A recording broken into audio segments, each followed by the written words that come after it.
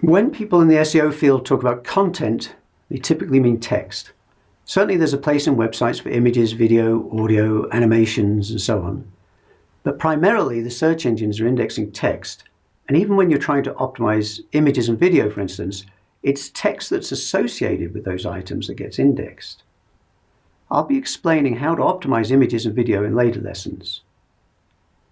It's a simple and often frustrating fact that search engines have a bias for text. It's understandable because how else do the search engines assess websites? The easiest thing to do is read what the sites say and base the assessment on that. Anything beyond that gets very complicated. The frustration that many website owners feel is that they may have a really good, very useful website that does not have much text, but they'll be at a disadvantage in the search engines against less useful sites that have more content. Indeed, this unavoidable focus on content has led to the creation of truly vast quantities of text for the sole purpose of helping sites rank well in the search engines. This reminds me of the observer effect in physics, which states that when you observe something, you necessarily modify what you're observing.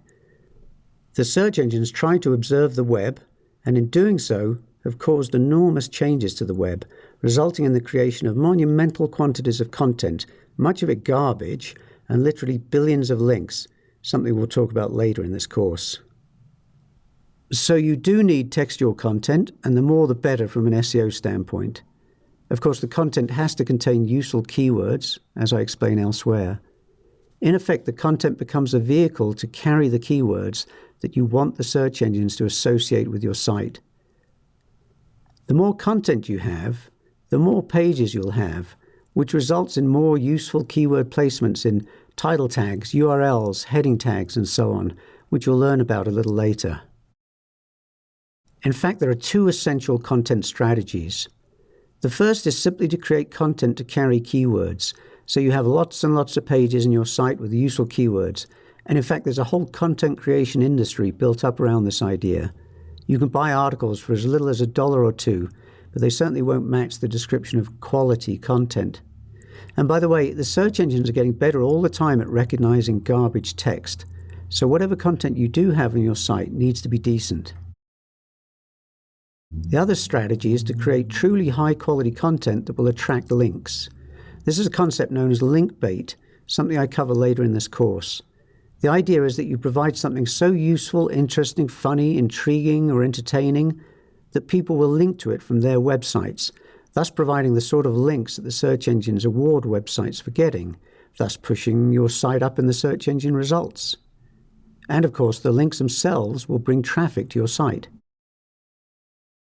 Actually, link bait content doesn't necessarily have to be textual content. It could be video, for instance. It's the incoming links that do the SEO work for you, though for each page of content you'll still have keywords in the URL, title, and so on. But how much content do you need? Well, that depends. Enough to get the job done, but how much that is depends on how much competition you're facing in the search engines, and is often far less than people in the content creation business claim. It also depends on how many links you have pointing to your site and the quality of those links. The more high-quality links you already have, the less additional content you need. As I explained in the previous video, content is not king. It's merely one other tool in the SEO arsenal. So how do you approach the content issue? Firstly, you must have some content, because the content carries your keywords. Secondly, you should always look out for opportunities to add more content. I often find that my consulting clients actually have additional content they could be using that isn't on the site once they start thinking about the question.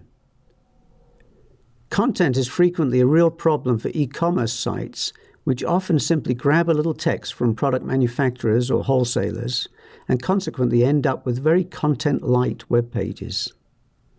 These two e-commerce sites, for instance, are selling the same product, but one has twice the amount of text as the other. So, wherever possible, put more content into your site. But does that mean you undertake a full content strategy? There's a lot of advice on the web suggesting that every site needs tons of high-quality content, that pretty much the only viable SEO strategy involves the creation of large amounts of content by writing articles and running blogs and so on. But this simply isn't true. That's one strategy, and can often work, but it can be expensive and is not always necessary. I'm always suspicious when people suggest one-size-fits-all strategies without regard to context. My feeling is that you should consider two things. Firstly, your competition. If you're in an intensely competitive area, in the sense that you have a lot of competitors actively using SEO to grab real estate on the search results page, then creating large amounts of content may be the only way for you to compete. But the other thing to consider is how far you can get by doing the basic SEO stuff, working with the content you already have.